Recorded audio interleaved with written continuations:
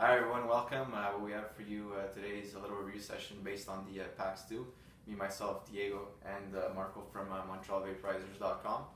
So Marco, we have the PAX 2, which is really recent. Just to give some people a heads up of what the main differences in size from the PAX 1 and the PAX 2. As you can see, in terms of length and width, there is a significant difference. Now, if we go into some more details of the PAX 2, we've both used it, we've both seen how it is. In terms of, let's say, vapor quality, describe a bit of it, on a scale of 1 to 10 maybe, just compared to other vapes. What do you think? In terms of vapor quality, I'd give the PAX 2 a solid 9 out of 10. Okay. I didn't have any complaints with the taste. I found that maybe the good quality was due to the fact that the interior was a stainless steel. So as the vapor kind of travels through the interior, it'll cool it down and it doesn't have any bad taste whatsoever. So as opposed to maybe other vapes where it's plastic or rubber, you could maybe taste that rubber taste. Like say for example, like the Da Vinci, the stem is made out of rubber, so it would kind of show in the vapor quality. But this case, it's stainless steel, and the results show in the good vapor quality. It's actually funny you say that, because the delivery system of the PAX 2, the tip of where you're gonna put your lips and stuff like that is rubber, whether it be the flat mouthpiece or the extended mouthpiece. Do you think this has a difference on that vapor quality? Do you taste any of this rubber at all? I don't personally taste the rubber. I mean, maybe like other devices like the Da Vinci, the actual vapor tends to travel through that rubber piece longer. Okay. Whereas this, it's traveling through the whole interior, which is stainless steel. So there's no effect. I mean, I haven't really tasted that rubber taste, so I wouldn't say. And because it's a small path, because the PAX 2 is so small, you would think that stainless steel interior, because it doesn't have to travel much, you think it contributes to that good vapor quality? That's for sure, and even the draw resistance. I mean, there's barely any draw resistance because it's so small. Exactly, and so the vapor, it's just really, it doesn't have to travel much, and when it does travel, it really gives you good clouds. So and in terms of, when you're finished your vape session, if you were to take off your magnetic lid and look at your herb, what does it look like? Does it look like it's been cooked evenly? Does it look like there's different places that have been cooked and some have been missed?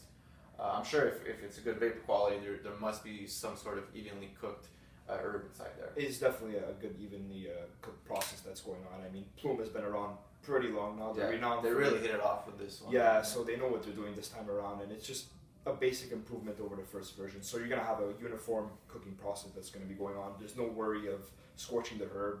I mean, if you go to higher temperatures, you're kind of risking it if you go to the fourth temperature, but But there's always no combustion. Exactly. There's not going to be any combustion, so you shouldn't have to worry about that. Like you said, they hit it off with this one and also the first PAX. I think this is something at another level, if we were to talk about that. Now, in terms of portability, there's not much to say about it. It's the first PAX was already quite portable. You could have stuck it in your pocket wherever you wanted. This time, there's no question that portability is even an issue. It's on even more on a scale of 1 to 10. I would give it a 10. Honestly, I'm with you, Diego. On a scale of 1 to 10, it's obviously a 10 for me. There's not really much out there. What else you want to do with portability? It's as compact as you can get in a vaporizer. Yeah, for sure. There's really no complaints. So. Now, if we talk in terms of battery life, PAX states that compared to the PAX 1, there's a 30% difference in battery life.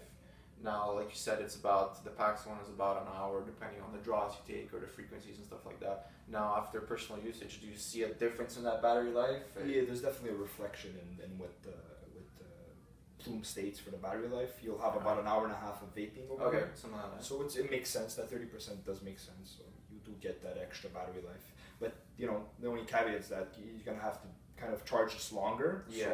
So we're looking at about 2 to 3 hours to charge it. Yeah, for sure. But you'll have that extended battery life. But what's cool about the charging in this case, which is another thing that's cool about Plume, like they like to innovate and stuff like that your charging dock is actually magnetic and plugged with a USB cord. So you don't necessarily have to find a wall with pins to plug in your item to charge it. You could literally be next to your computer or coffee shop and stuff like that. So it's really convenient when it comes to the charging part of it. Now, when it comes to overall convenience and cleaning the item, Marco, I mean, how would you rate that? I mean, it's the same concept as the PAX One, where you have these pipe cleaners that you have to insert in the tube to clean it. Maybe I guess we should change the screens every so often, just to get a better feel. Some people have said that with time, I mean, the screens tend to clutter and their vapor quality is affected. So you would agree, I mean, that after a certain amount of time, the screen should be changed. Now, in terms of convenience and this whole cleaning stuff and everything, how would you rate this on a scale of 1 to 10? I'd probably give it around an 8 on 10. It's not really inconvenient to clean it. I mean, but there are vapes out there that are much easier. They're much easier. So if you'd ask me something about the Arizer Air, for example, you have this stem that can easily be cleaned. You know, just put in a solution, a water-based solution, and you clean it, and that's fine. It's really a quick solution. Rather here is, you know, you have the all interior, and like Diego mentioned, sometimes there's kind of stuff that can build up in the interior. That's it. But if you continuously clean it, let's say on a weekly basis, make sure to clean it after a couple of vape sessions. I mean, if you want to put a pipe cleaner in there, maybe even a Q-tip for your chamber, it's a little bit more nitpicky. But I mean, if you're gonna pay a price for this item, I mean, you kind of want it to carry it for it to last. Now that's another thing I'm sure people want to know about when it comes to the PAX 2 actually. We're looking at, I mean, the $400 range once you factor in taxes like that. Obviously, it's it's not affordable for everybody. But if you're looking at globally the item and what it delivers in terms of portability, in terms of vapor quality and stuff like that, if you're that connoisseur and I mean you have a couple of vapes, you've experienced some other vapes, would it be worth it to spend the money on something like this? Absolutely. I mean, if we're talking portables here, and portability is a big factor on your list. Sure. You can't beat the PAX 2. Even if you're a beginner. Okay. I mean, if you're a beginner and you're contemplating getting your first vape, and you're telling yourself, should I get the Magic Flight because it's a good vape for starters, or should I get the PAX 2 and spend the extra cash? I would suggest the PAX 2 because at a given point, as you get more accustomed to the vape world, you're going to want something better and want to upgrade. So why not just spend the extra cash now, and then instead of having to buy the Magic Flight and then having to buy the PAX 2, it becomes a bigger investment right there. So just go. I mean, like we said, they really innovated this one. I mean, there is the sensors on it as well. There's 4 temperature settings. It's cool. I find that it goes on standby mode if it feels as though you're not using it.